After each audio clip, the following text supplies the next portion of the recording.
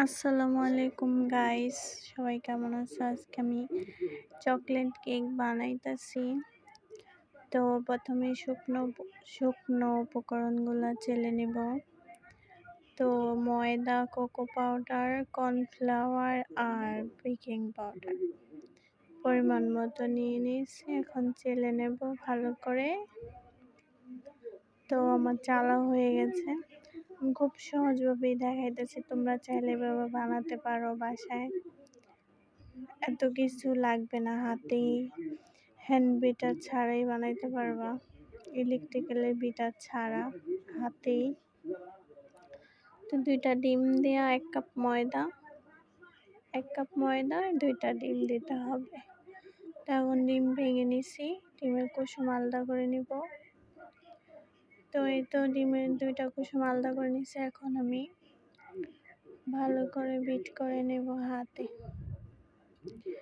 Hand bitter দিয়ে bit করে নেব।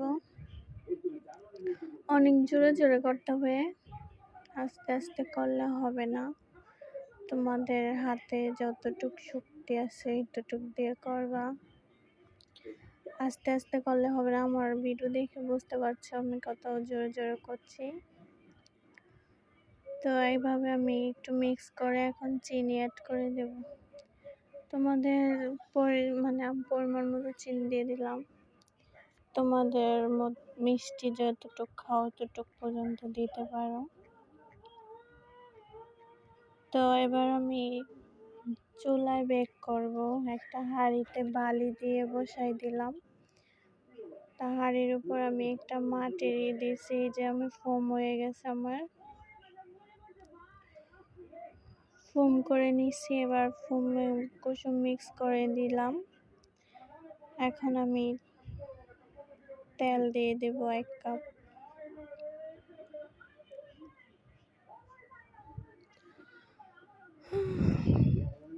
তেল দিয়ে এখন আবার একটু মিক্স করে নিব। ফোম হয়ে গেলে বেশিক্ষণ মিক্স করবে না, তাহলে ফোমটা নষ্ট হয়ে যাবে। তো এই তেল মিক্স করে নিলাম আমি। তেল মিক্স হয়ে গেলে এখন আমি ওই যে চেলে রাখা শুকনো উপকরণগুলো দিয়ে দিব। অল্প অল্প করে দিয়ে মিক্স করতে হবে, তাড়াহুড়া করে মিক্স করা যাবে না, তাহলে কেকের যেই ডিমের ফোমটা ওইটা নষ্ট হয়ে যাবে। তারপরে কেকটা আর সফট হবে না, খেতেও ভালো লাগবে না। তোমরা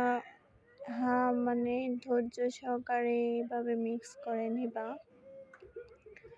আস্তে আস্তে করে মিক্স করে নিবা, অল্প অল্প করে মিক্স করে নিবা, দেখবা কেকটা সুন্দর হবে। তো আমি খুব সিম্পল ভাবেই দেখাচ্ছি, আমার এত বেশি কিছু দিইনি। তো তোমরা চাইলে এভাবে বানাইতে পারো। আমি যেভাবে বানাই ওইভাবেই তোমাদের কাছে শেয়ার করলাম। এভাবে বানিয়ে দেখতে পারো, খুবই ভালো লাগে খেতে। তো এই যে বাকি উপকরণগুলো দিয়ে দিছি, এখন আবার ভালো করে মিক্স করে নিব। খুব ভালো করে মিক্স করে নিতে হবে, যাতে কোনো দলা পেকে না থাকে। তো তোমরা যারা বানাতে চাও, যাদের ইলেকট্রিক্যালের বিটার নেই, তারা এভাবে হ্যান্ড বিটার দিয়ে বানাইতে পারো খুব সহজেই।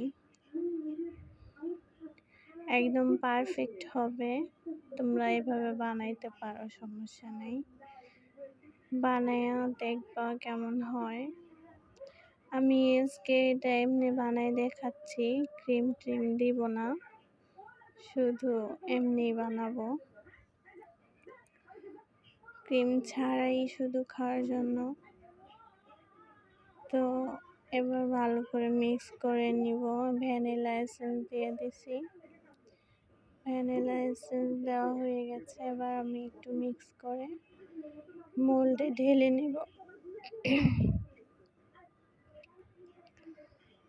তো আমার মিক্স করা হয়ে গেছে, এখন আমি ঢেলে নিচ্ছি। দেখো এই যে মোল্ডে আমি ঢেলে নিয়েছি।